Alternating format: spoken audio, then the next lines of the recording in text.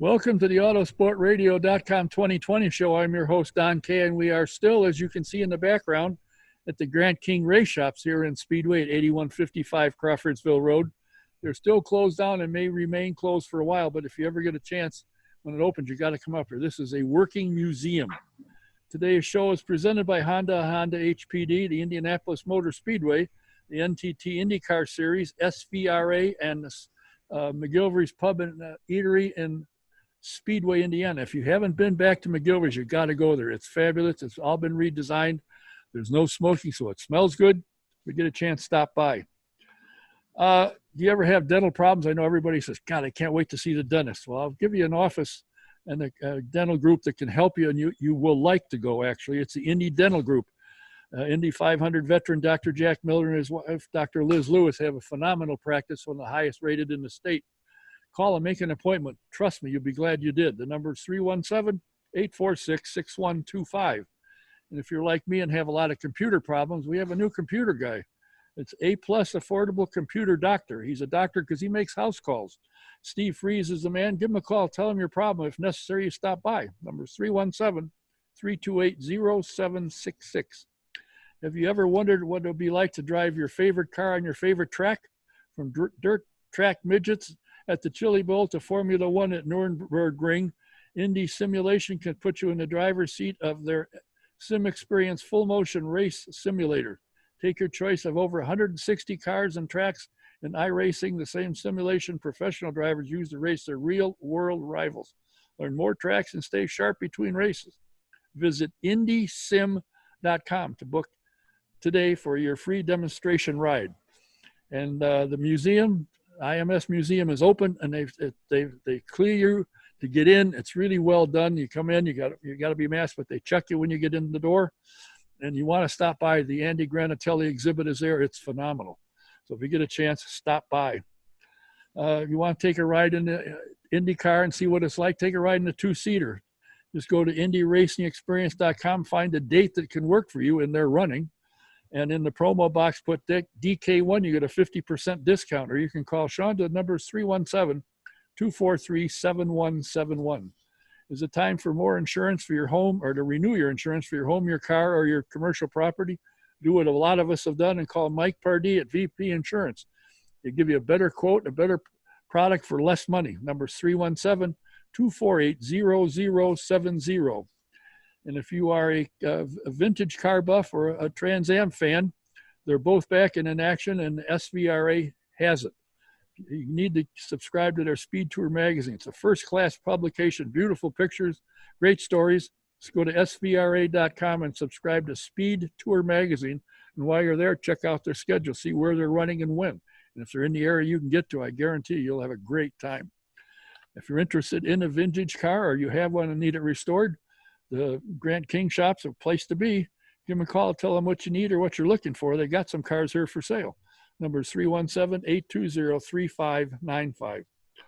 Now, my guest today is a young lady who has got about 23 or 24 years in marketing and sports marketing in particular. She has worked at a number of places, the last of which before she came to IndyCar was Nike. I'm sure everybody's heard about that place. She is a vice president of marketing for IndyCar. Please welcome S.J. Luedtke. S.J., thanks for stopping by today. I know there's meetings going on all day, every day. There are, but this is a familiar, I'm on Zoom meetings most of my day, so I'm quite familiar now. It's amazing. About 3 months ago, whenever this started, my guru, Ted, said we should do Zoom magazine, or Zoom programming. And I was thinking of the Mazda where the kid says, zoom, zoom. I had no idea what he's talking about. Now we've been doing him for 3 months. This year, to say, has been something that nobody in their right mind has ever been involved in or had anything to do with. How difficult has it been for you, the team, to get programs up, running, and functioning, some without fans? Yeah, no, it's 2020 has certainly been a year for all of us, I think. It's definitely been a challenge, I think first and foremost, we might have even talked about this early on in the pandemic, last I was here to visit, is I think we're all very thankful to have Roger and his team at the helm again, grateful for everything the Holman George family did for the Speedway and for our series. But I think having a man like Roger helping us figure our way through this really interesting and challenging time has been, I think, very helpful. And we're all, I think, grateful to have him, taking the role as captain, so to speak, and getting us all through this. I think one of the things my team and I have learned is be as prepared as you can. Be prepared to change your plans, if not daily, sometimes hourly. And, I think we've learned a lot of kind of patience to just wait and see how things play out. And I think we've also, even around some things that we did around the 500 in partnership with our IMS team across the street, we've been forced to think about things and how to do them a little bit differently. And I think there's some good learnings there that we're going to take into the future as we think about, finding experiences for our fans around all of our events. As you may have heard, last time I had Mark on, I said before we started, how easy would it be to get it? I'd like to see the place and I'll put something out about it. He said, yeah, I can do that. I'll have Doug or John take you on a tour. I said, okay, that's fine. So we set it up for a Tuesday. 2:00, I show up, and of course you can't come in the admin building. As soon as he saw me, he came running out and he said, are you done? I said, yeah, it's all right, come on in. And we got our temperature taken. I had Roger Ward Jr. with me. Mm-hmm. And he's on the phone and he said, I just called upstairs, they're coming down to meet you. I said, okay. So we waited. The elevator door opened and it was Mark. I said, are you just down here to say hello? He said, no, I'm going to take you on tour. And we got a tour of the place. He and Pat took us out. What an amazing change. I mean, I've been coming here since 1964 and never really thought that much about it. You look at stuff, yeah, boy, has it changed. He has done phenomenal. Yeah, it's a real shame we couldn't invite all the fans back for the 500 this year, or the Brickyard weekend with the NASCAR and IndyCar events. But yeah, I'm a runner. I went for a run a month or so ago down Georgetown Road, and you would have thought it was a brand new facility looking at it from the outside. So I think the care and the investment Roger's made into such a place we all love so dearly and have so many cherished memories is going to set us up really well for the future. What encouraged you to come to IndyCar, leaving Nike? Now, Nike's a pretty well-known company and a brand. What made you leave there, other than being in the Northwest, and coming to Indianapolis? I think I was ready. I was ready for a new challenge. I had spent almost a decade at Nike and learned a whole lot and done some pretty amazing and interesting things with that company and that brand.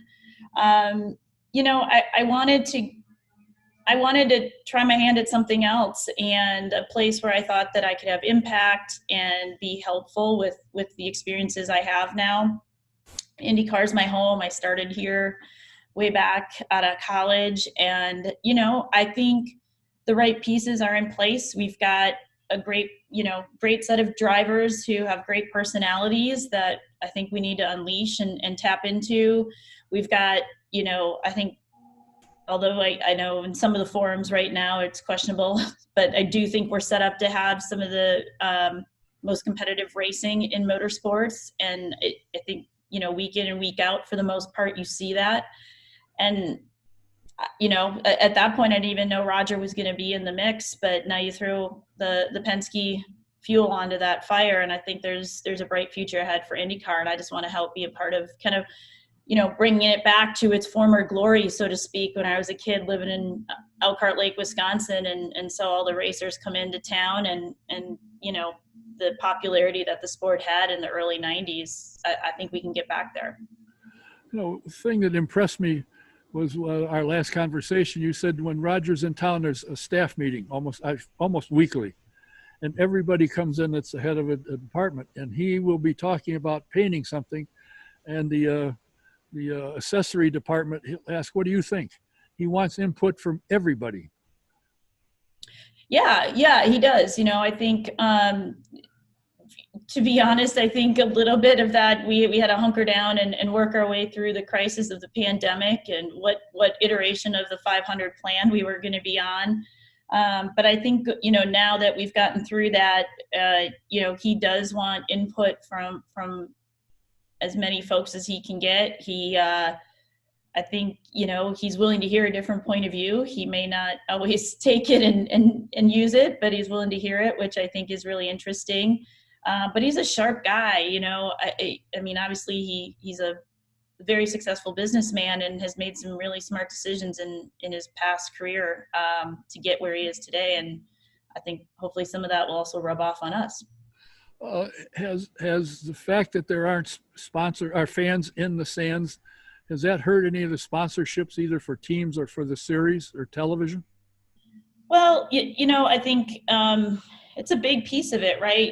Sponsors come in to help promote their brand or the objectives they have as a brand. So we've been working as closely as we can with the teams, with our partnership team, the sponsorship team that takes care of our partners here at the track and for the series, and even sponsors at some of our racetracks that sponsor the local events, to try to find ways to bring value back to them. For the teams, it was trying the iRacing thing and getting their liveries into that, kind of competitive landscape, whether it was, on a computer or not, to finding additional ways to get drivers to engage with fans on their behalf through, hosted happy hours that we did the month of May with Miller Coors around what would have been the 500 date, to whatever else we can dream up. The whole goal, I think, is to bring as much value as we can, and hope that they all understand that this is obviously unprecedented year for all of us, and that they'll stick around and support us going into next year and get back to some normalcy and try to see if we can find some more value for them. And I've gotten a couple of emails recently saying, are they going to have fans for the Harvest race on the road course, the doubleheader, and it's in about a month or so. Yep. Has that been decided yet? I know that the team. I'm not as heavily involved in that. It sits a little bit more on the speedway side of the street, but we are in constant contact with the local government, whether that's the mayor or the governor, on the guidelines that are in place for Marion County and the state of Indiana. And, I think hopefully within the next week or so, we'll get a little bit clearer view of what we think the landscape's going to look like that first weekend in October. And, I think it's all of our aim that if we're able to have some percentage of fans out here in a safe way and following the protocols we need to host them safely or as safely as possible, that's our goal. And I would think, in a conversation I was around with Mark and the team last week, is I think in the next week or so, hopefully we'll be able to announce what our plans are. Well, I'm sure if it was up to the governor, he'd say go. He's a huge race fan. He would. Yes, I would agree with that. If there was any way for it to run, he would run, having been a classmate of Tim Cindric and is familiar with them and does enjoy racing. So I think that would be something. I got to think that one of the things that would make your job in the marketing world easier is the class of drivers that are in this series. I don't know of one that isn't willing to go out, isn't able to talk in front of people, isn't able to express himself, and isn't friendly. I don't know of any, and I've been around here since '64, and there have been some over the years that were a horse's potato, but I don't see that anymore. No, like I said earlier, it's a wonderful group of drivers. I think we continue to we've got, internationally, we have a great makeup of representatives from across the globe. You've got veterans like Scott, who honestly early on in his career was not as well spoken as he is now. That's for sure. And I was actually, the Monday after the 500, we were taping our victory special that aired that evening, and I was up in the green room with Pato and Scott, and Pato's in, he's in awe of Scott, right? Kind of a hero he watched growing up. And when Scott went to set to tape his piece, I kind of gave him the skinny on what Scott was like when he was Pato's age, and he couldn't believe that he wasn't as polished as he is in today's world. So that was pretty funny. But yeah, I think There's some that are, as usual, a little more outgoing and easily engaged in a conversation. But they all, once you get them going, they're all great representatives of their team and their brand and our sport. And I think the one thing that I really love about this group of guys right now, and hopefully some more girls in the future, is they all generally understand how important fans are to our sport. And when we ask them or they have the opportunity to engage with fans, almost not 100% of the time or close to it, they're willing to do it and want to do it. Now they may have a reason they can't right that moment, but I'm really proud of them, and we keep encouraging them to keep that up, and that's going to take us to a really good place. Well, I think the important thing is that the fans get to know them a little bit, and they get to cheering for it and pulling for them. And that's what's fun when you're pulling for one and your buddy's pulling for somebody else. You got something to argue about, and maybe even have a beer over to discuss. That's right. And I think the other interesting part is the Road to Indy program. Mm-hmm. If you look at the field this year, there's 3 or 4 guys that are up in the points, in the top 10 in points, that are coming out of the Indy Light Series. And it's a shame that's not there today, because there are potential drivers there to make it. But it's really doing its job. The Road to Indy program is really doing what it's designed to do. For sure it is. I mean, look at, Oliver and Pato and some of the other kids that have been performing so well this year. They all spent some time down there. And although Oliver's had a couple, tough races the last 2 or so, but, again, I think we see the benefit of having Road to Indy as part of our ladder system. I think it's a place that Roger and the team see value in continuing to invest and find ways to use that as a pipeline to build, the driver lineup of our future. Yeah, and the young man that's kind of there, and all of a sudden you say, well, how did he get up? He's in the top 3 as Renus VK has really turned some heads. A lot of guys that I know said, well, he wasn't, he didn't win the championship. And so I said, oh, really? Watch him. And there's some really young talent coming in. So when the older guys do eventually move on, you've got replacements coming, ready to go. Agreed. I mean, and if nothing else, Renus had the best intro at the 500 that I saw on the intros for the drivers, with his spin and point to the camera, which I really loved. Yeah. But yeah, and Alex Palou has really impressed a lot of us as well. Again, a young kid who is, for never having driven on a lot of ovals, is attacking those with gusto and I think hanging in there and doing really great this year in his rookie year. And again, a good looking kid who I think is super marketable. He's got a great personality, and he's kind of funny. And I think, people are going to get attracted to that and, get a liking for him and his personality, and then hopefully cheer for him on the track. Well, I find it very interesting, the type of driver. Back when I first started, if you and another driver had a problem, you settled it in a parking lot with a 2x4, then you go to the motel, spend the night, get up the next morning and borrow each other's tools to get ready to race again that night. So it's completely changed, but yet I think it's the same. It's competitive. They all are competitive. They all want to beat each other. Some of them are good friends, and that doesn't matter. You put the helmet on and step on the gas, I still want to beat them. So it makes for good racing. Yeah, it does. And, I don't know how many if you or any of your listeners or viewers caught the Dale Jr. podcast a couple weeks ago with Jimmy Johnson. Yeah. They were talking about that, and I think they both got a taste of kind of exactly what you were just talking about, right? They're the best of friends till they strap into that rocket ship, and now then they're it's one for all and all for one to some degree, or maybe not all for one. They're all out for themselves because they're so competitive. But they talked a lot about kind of that notion that they're fierce competitors when they're in the car, and then they get out and they might have words with someone, but then the next, an hour later, they're at the motor coach lot hanging out and making dinner together and, shooting the breeze, so to speak. So yeah, it's an interesting group, I think. And are you, as part of your job, getting these drivers in front of the media, in front of radio, television, talk shows, and so forth? Is that part of what you do?